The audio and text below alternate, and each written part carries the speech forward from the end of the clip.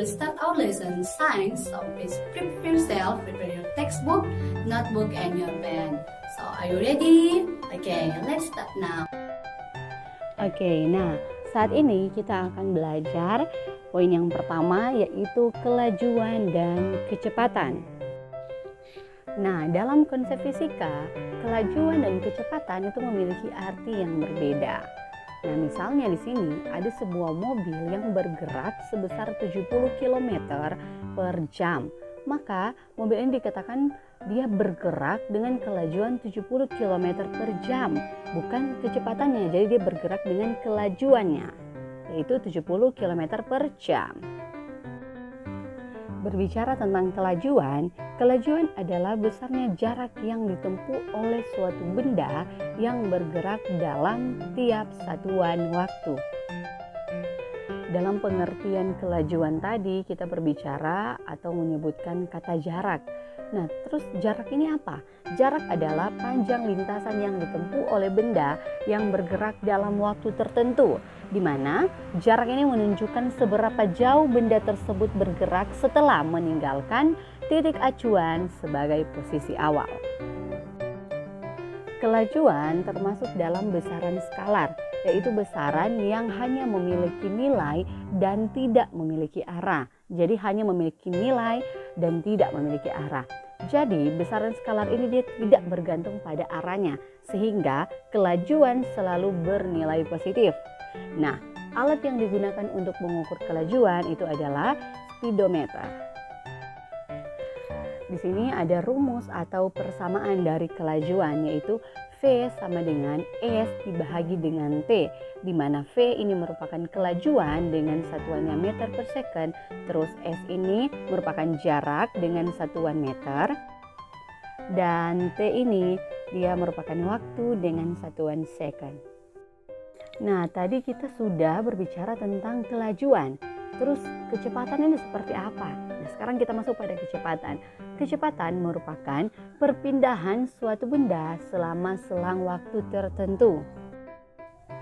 Di dalam pengertian kecepatan tadi kita menyebutkan kata perpindahan. Terus perpindahan ini seperti apa? Apa pengertian dari perpindahan? Perpindahan adalah perubahan kedudukan dalam waktu tertentu yang diukur dari titik awal hingga titik akhir yang dicapai oleh suatu benda dengan memperhatikan arahnya. Jadi perpindahan ini dia menunjukkan seberapa jauh benda tersebut berpindah yang dihitung dari titik awal acuannya tanpa memperhatikan bentuk lintasan. Kecepatan termasuk dalam besaran vektor. Kalau kelajuan tadi dia termasuk dalam besaran skalar.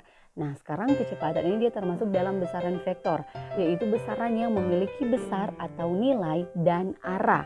Nah, alat yang digunakan untuk mengukur kecepatan itu adalah velocitometer.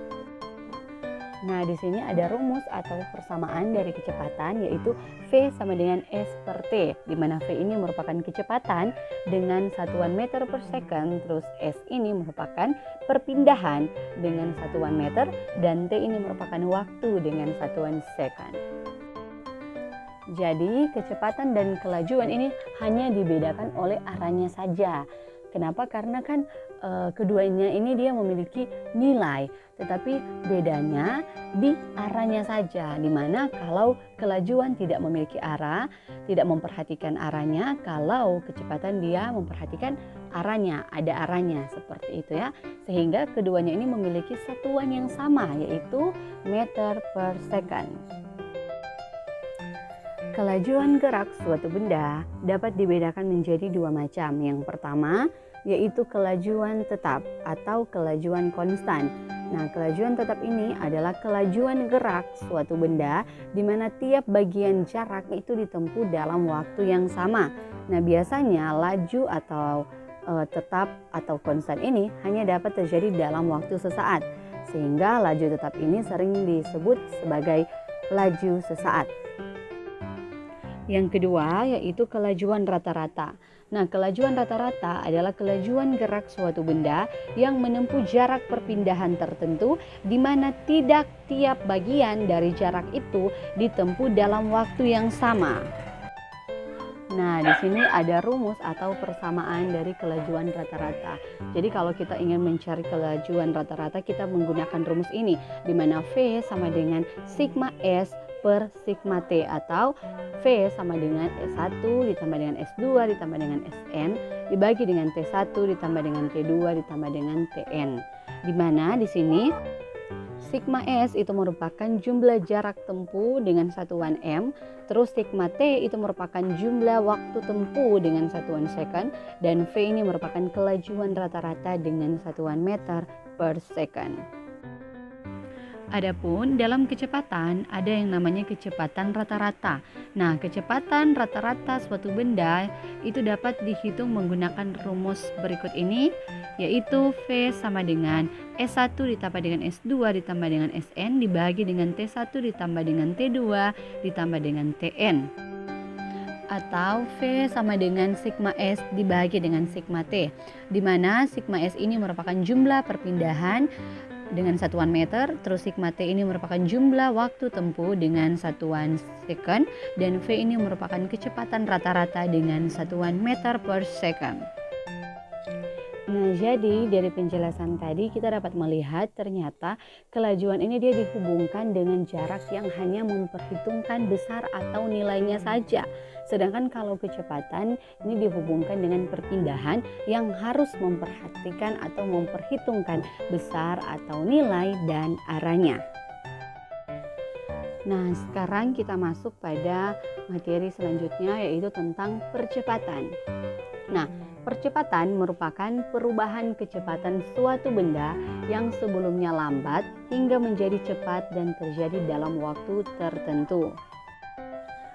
Percepatan ini dia termasuk dalam besaran vektor yang memiliki suatu nilai dan arah. Jadi percepatan ini dia sama halnya dengan kecepatan ya, di mana kecepatan juga merupakan besaran vektor yang memiliki nilai dan arahnya. Nah, sekarang juga percepatan seperti itu. Oke, sekarang kalian bisa lihat di sini ada rumus dari percepatan. Jadi kalau kita ingin menghitung percepatan, ini rumusnya, yaitu A sama dengan VT dikurangi dengan V0 dibahagi dengan T. Di mana A ini merupakan percepatan dengan satuannya meter per second kuadrat, terus V0 ini merupakan kecepatan mula-mula dengan satuan meter per second, and VT ini merupakan kecepatan akhir dengan satuan meter per second, and the last T ini merupakan waktu dengan satuan second. Percepatan suatu benda itu dapat bernilai positif dan dapat juga bernilai negatif. Nah, percepatan ini dia akan bernilai positif jika benda bergerak dipercepat atau kecepatannya itu bertambah. Sedangkan percepatan akan bernilai negatif jika benda ini dia bergerak diperlambat atau kecepatan menurun. Nah, di sini bisa kita lihat contoh benda bergerak dipercepat itu, yang pertama benda menuruni bukit, yang kedua benda jatuh bebas, yang ketiga mobil digas. Terus selanjutnya contoh benda bergerak diperlambat, yang pertama benda menaiki bukit, yang kedua benda dilempar ke atas, yang ketiga mobil yang direm secara perlahan-lahan. Nah, tanda positif dan negatif ini dalam persamaan fisika hanya untuk menunjukkan arah. Apakah ke arah kanan, ataupun ke kiri, atau ke atas, ataupun ke bawah. Okay, student, that's all from me. Do you understand? I hope you understand. And if you don't understand, feel free to ask me. Okay, thank you.